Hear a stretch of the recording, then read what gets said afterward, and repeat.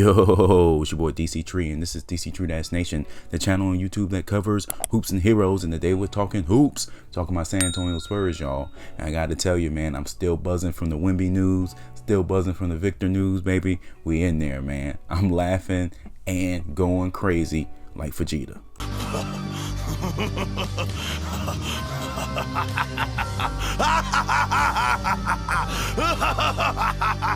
I mean, the buzz behind this story has been rejuvenating for me as a fan personally. It has rejuvenated the Spurs Nation. It has rejuvenated Dctree-Nation. Man, I'm hyped, man. I'm more hyped than D-Rob was that time. Hey, Charles! Charles! I'll see you in San Antonio. You'll see me. You'll see me kick your ass. This is wild, man. It's like, I don't even live in Texas or San Antonio, but when you run into a Spurs fan in town, when you run into a friend that's a fan of the Spurs, it's like some inaudible connection between you two where you don't even, say anything. You just bust out into laughter like Dr. Evil.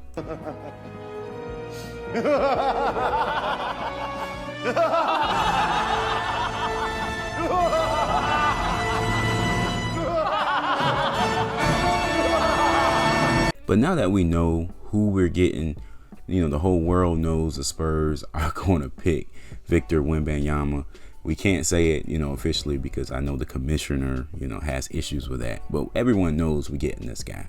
So now that we know that he's going to be a Spur next season, although we just had the lottery, a month away, from the draft or whatnot, still, we can start speculating. This is where the fun begins. So I want to start off the fun by doing a video about the Spurs' potential starting lineup. And I know it's super early for this because obviously we got the draft coming up. We have the potential of getting free agents, in a month or so. So things can change drastically. But again, part of the fun is the speculation. As of today, who's going to start for the San Antonio Spurs? And I think it's safe to say that our major concern for this team right now is the point guard position, which is kind of odd when you really think about the draft from last year. It felt like we had a surplus of guards, like we had too many wing players.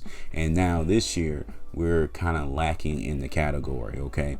Malachi Branham, one of my favorite players on the team, has more of a shooting guard feel to his game. I don't know if he can make it as a point guard in this league. I'm sure he can, play some minutes, bust a Patty Mills any day of the week type of role, but I don't see him as a starter where we can just point him in there, okay? Then when you think about Blake Wesley has the gifts of speed and athleticism, but his decision making and his turnovers and really his shooting percentage overall have been lacking, even in the G League. He's averaged around 19 points, but his efficiency is questionable. His decision making is questionable. So he's quite not there yet either. So the obvious choice, if you know Greg Popovich, he's going to use the bounce pass. He's going to go with the simple move. He's going to go with the veteran. He's going to go with Tre Jones. And I don't think Tre Jones is a bad pick, but it's hard for me to see him as a starter long term. I feel like he's more of a backup point guard for us. Very steady, 13 points a game, the 6 assists, the 3 rebounds. He's very steady. Now, don't get me wrong. One thing about getting a player like Wemby is that he makes the people around him better. This may be the move that enhances Tre Jones's stock.